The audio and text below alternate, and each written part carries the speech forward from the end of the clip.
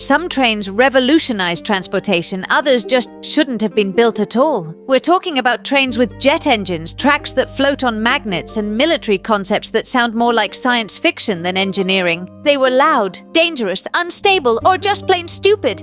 And yet, many of them actually ran. Not in the future, not in a movie, in real life. In 1966, the New York Central Railroad undertook one of the most bizarre and ambitious experiments in the history of American railroading. Their goal? To find out just how fast a conventional train could go, if powered by jet engines. So, in an almost cartoonishly bold move, they mounted two massive jet engines from a B-36 Peacemaker bomber onto the roof of a standard passenger rail car. The result of this high-speed hybrid? The M497, nicknamed the Black Beetle. This sleek, futuristic-looking train featured a pointed nose cone for improved aerodynamics and a shiny silver exterior that made it look more like a missile on rails than a passenger vehicle. Perched on top were two General Electric J-47 jet engines, the same type used in Cold War-era military aircraft, and they transformed the ordinary-looking train into something extraordinary. The idea behind the project was to explore how existing rail infrastructure might accommodate extremely high-speed travel without the need to build new, specialized tracks. The test results were astounding. During a series of trial runs across the flat, straight tracks of Ohio, the M497 reached an incredible top speed of 295 kilometers per hour, 183 miles per hour. That set a new U.S. speed record for trains. A record that, remarkably, still stands today. For a brief moment, it seemed like jet-powered rail travel might be the future. But reality quickly set in. As thrilling as the concept was, it was wildly impractical.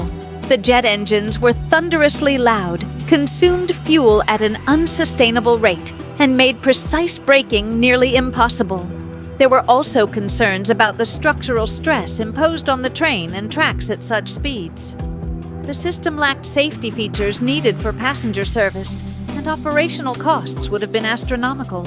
Ultimately, the M497 Black Beetle was retired after just a few experimental runs. It never carried paying passengers and was quietly shelved as a proof of concept that, while technically impressive, made little sense in the real world. Still, it remains one of the most fascinating curiosities in transportation history. A train so fast it was practically a jet, and so ridiculous it was never going to work.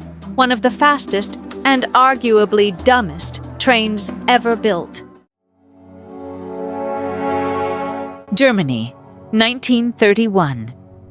In an era marked by rapid technological experimentation and boundless ambition, someone had an idea that was as bold as it was bizarre. Take the body of a propeller-driven airplane, remove the wings, and place it on train tracks. The result of this unconventional engineering experiment was the Schienenzeppelin, literally translated as Rail Zeppelin. And it looked exactly as strange as it sounds. This futuristic-looking machine was sleek and silver, resembling a blimp or bullet with wheels, and powered by a giant wooden propeller mounted at the rear. The propeller, driven by a BMW V12 aircraft engine, pushed the train along the tracks like an airplane rolling along the ground. In test runs, the Schienenzeppelin reached a top speed of 230 kilometers per hour, 143 miles per hour. A staggering achievement at the time, especially considering it was still the early 1930s. In fact, it shattered the world speed record for rail vehicles and held it for several years. This futuristic-looking machine was sleek and silver, resembling a blimp or bullet with wheels, and powered by a giant wooden propeller mounted at the rear. The propeller, driven by a BMW V12 aircraft engine, pushed the train along the tracks, like an airplane rolling along the ground. In test runs, the Schienenzeppelin reached a top speed of 230 kilometers per hour, 143 miles per hour, a staggering achievement at the time, especially considering it was still the early 1930s. In fact, it shattered the world speed record for rail vehicles and held it for several years. But while the Schienenzeppelin impressed engineers with its speed and elegance, it terrified just about everyone else. The design was riddled with practical and safety concerns. For one, the massive rear-mounted propeller was fully exposed, a spinning, whirling danger to anything or anyone that got too close. There were no real safety barriers or enclosures to protect passengers or bystanders from the deadly blades. Secondly, the braking system was woefully inadequate for such speeds. Stopping the train quickly or safely simply wasn't possible with the technology available at the time. Moreover, the unique design of the Schienenzeppelin made it difficult to integrate with existing rail infrastructure. It couldn't be coupled with other train cars. Its body was too long and rigid for curves in the track, and it lacked the flexibility needed for practical, everyday service. It was, in many ways, a fascinating but ultimately doomed vision of the future. Despite all of its promise and the records it broke, the Schienenzeppelin never entered commercial service. It was too fast, too dangerous, and far too ahead of its time. Eventually, like many ambitious prototypes of the era, it was scrapped, literally melted down for parts as Germany turned its attention toward other industrial efforts. And yet, for a brief moment in history, it was the fastest train on Earth. A strange and brilliant machine that looked like it wanted to kill you, but made history before vanishing forever. One rail. No balancing system. At first glance, that sounds like a recipe for disaster. But in the early 20th century, an inventor named Brennan had a different idea. A radical vision that challenged the basic principles of rail transportation. In 1910, Brennan unveiled one of the strangest and most ambitious trains ever designed, a gyroscopically balanced monorail. Unlike traditional trains, which rely on 2 or more rails for stability, Brennan's monorail ran on a single rail. But the genius and the madness of the design lay in what was hidden inside the train itself, a pair of giant spinning gyroscopes. These gyros, mounted on gimbals within the car, provided dynamic balance in real time. As long as they were spinning, they generated enough angular momentum to keep the train perfectly upright, even when passengers boarded, even when it went around curves, and even when it stood still. And it actually worked. Demonstrations of the monorail were held for stunned audiences, including dignitaries and military officials. The train stayed upright, smoothly rode its single rail, and wowed onlookers with its futuristic appearance and impossible balance. It was a technological marvel decades ahead of its time. But as impressive as the concept was, it had one fatal flaw. The system depended entirely on the gyroscopes remaining powered and operational. If the power failed, or the gyros were stopped for any reason, the entire train would instantly lose balance and topple over, like a bicycle that suddenly forgets how to ride itself. In an age when power systems were far less reliable than they are today, that was a terrifying risk. Because of this, Brennan's monorail never progressed beyond the prototype stage. It was too risky, too experimental, and lacked the reliability needed for everyday use. The military lost interest. Investors backed away. The project was shelved, and the train that could stand on one rail was left to gather dust. Still, Brennan's invention remains one of the most fascinating what-ifs in rail history. A glimpse into a world where trains balanced like circus performers on a tightrope, and where spinning wheels of physics could defy gravity, as long as the power stayed on. In the 1960s, France was determined to push the boundaries of transportation and compete with what the rest of the world imagined as the future of trains. But rather than improving upon traditional steel wheels and rails, French engineers decided to start from scratch with something radically different.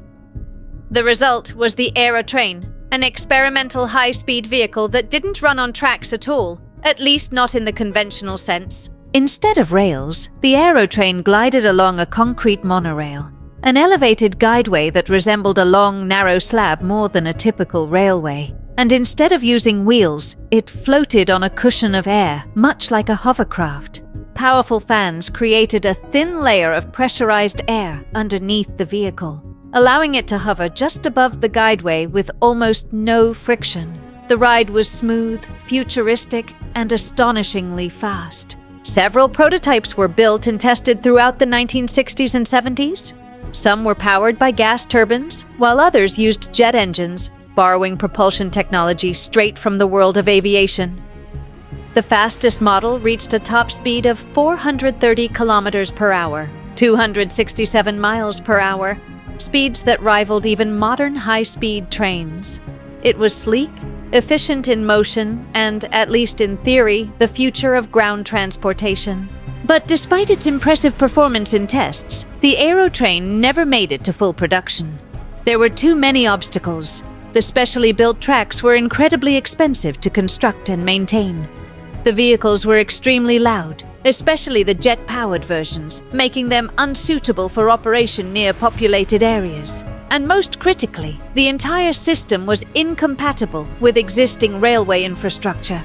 That meant France would need to build an entirely separate network from scratch, a cost and logistical challenge that proved too great. Ultimately, the French government shifted its focus to a more practical solution, the TGV, a high-speed train that used conventional tracks and could be integrated into the national rail system. The Aérotrain was shelved, and the once promising technology was left behind. After World War II, Germany found itself rebuilding not just its cities and infrastructure, but also its transportation systems. With a country divided and resources stretched thin, there was a need for something economical, something smaller, lighter, and more efficient than traditional trains. The solution? Railbuses. These quirky, compact vehicles were part train, part bus, designed to serve rural lines and short-distance routes that didn't justify full-size locomotives and carriages. Most of them were purely utilitarian, boxy, noisy, and frankly, a bit ugly. But one model stood out from the crowd, the VT-95. It looked like a designer had taken a submarine, shaved off the propeller, and bolted it onto a pair of steel wheels. With its rounded nose, narrow body, and smooth curves, the VT-95 had a kind of accidental elegance. It was aerodynamic, not because it had to be, but because it was built during an era when even small machines were influenced by the sleek, hopeful design language of the post-war period. Inside, it was cramped and simple. No luxury here, just bench seating, a diesel engine humming behind a thin wall, and the sense that you were riding in a pressurized tube on rails. And yet it worked. The VT-95 was lightweight, efficient, and perfect for short distances, especially in rural areas where low ridership didn't justify the cost of a full-size train. It could handle tight curves, start and stop quickly, and run on older, less maintained branch lines that would be a challenge for heavier equipment. For a time, the VT-95 and its cousins were the quiet workhorses of the German rail network. Strange little machines keeping isolated towns connected to the wider world. But then came the diesel price spikes of the 1970s, and with them, a harsh realization. What had once been a clever solution was now an economic problem. As fuel costs climbed and ridership patterns changed, it became cheaper and more efficient to run conventional electric or larger diesel trains again. Slowly but surely, the VT-95 was phased out. Some were scrapped, others preserved in museums or by rail enthusiasts who couldn't bear to see such a peculiar piece of history disappear entirely. Today, the VT-95 is a charming oddity from a different era. A mini-submarine on rails, once hailed as the future of rural transport, now a nostalgic footnote. Strange, beautiful, and just practical enough to have made a difference for a little while. These weren't trains of the future. They were the trains that almost became the future. Some flew down the tracks at breakneck speed, some hovered, others roared, and a few even balanced on a single rail. They were bold, bizarre, and often borderline absurd. Each one, in its own strange way, pushed boundaries. They weren't just prototypes, they were proofs of possibility. And while most were abandoned, scrapped, or forgotten, they paved the way, sometimes literally, for what came next. Because real progress isn't always elegant. Sometimes it looks like a submarine on rails. Sometimes it's a hovercraft screaming across concrete. And sometimes it's just insane enough to matter.